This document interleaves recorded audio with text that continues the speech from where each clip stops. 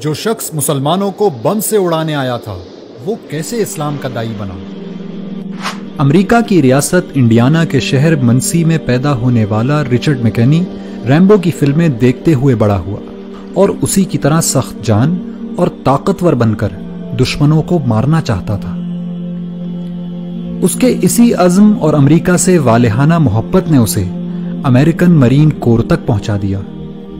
Richard ایک مضبوط جسم کا مالک تھا اور پیشہ ورانہ عسکری مہارت کی وجہ سے ترقی کرتے ہوئے سارجنٹ بن گیا۔ اس نے امریکی فوج کی طرف سے کئی جنگوں میں شرکت کی۔ رچرڈ اس انتہائی خصوصی چھاپا بردار گروہ کا بھی حصہ تھا جسے بوسنیا کے قاتل ملوسیوچ کو زندہ پکڑنے کے لیے بھیجا گیا تھا۔ تمام بڑی بڑی جنگوں میں شرکت کرنے کی وجہ سے اس میں سخت دلی اور بالخصوص مسلمانوں سے شدید نفرت پیدا ہو چکی تھی۔ یہ نفرت اتنی بڑی کہ ایک دفعہ جوتے کی دکان میں اس نے 2 برقع پوش خواتین کو دیکھا تو ان کی گردنیں توڑنے کا ارادہ کر لیا تھا۔ اسی شدید نفرت کے سبب اس نے منسی میں مسلمانوں کی مسجد میں جمعے کے دن دھماکہ کرنے کا منصوبہ بنایا۔ اس کا منصوبہ تھا کہ وہ سینکڑوں مسلمانوں کو بم سے اڑا کر اپنی گاڑی میں بیٹھے ان کے چیتھڑے اڑتے دیکھے گا، لیکن قدرت کو کچھ اور ہی منظور تھا۔ مسجد کو بم سے اڑانے سے پہلے اس نے آخری دفعہ اسلام اور مسلمانوں کو جاننے کا فیصلہ کیا۔ رچرڈ مسجد میں داخل ہوا تو وہاں ایک نمازی نے اس کو خوش آمدید کہا اور پوچھا کہ کیا وہ اس کی کوئی مدد کر سکتا ہے۔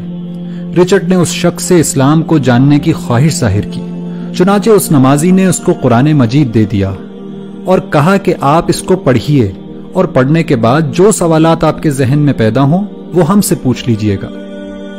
چنانچہ رچرڈ قرآن پڑھتا گیا اور مسجد جا جا کر سوال کرتا رہا، یہاں تک کہ 2 مہینے بعد دنیا نے قرآن کا یہ معجزہ بھی دیکھا کہ وہی شخص جو کل مسجد کو بم سے اڑانے کی تیاری کر رہا تھا آج وہیں کلمہ شہادت پڑھ رہا ہے۔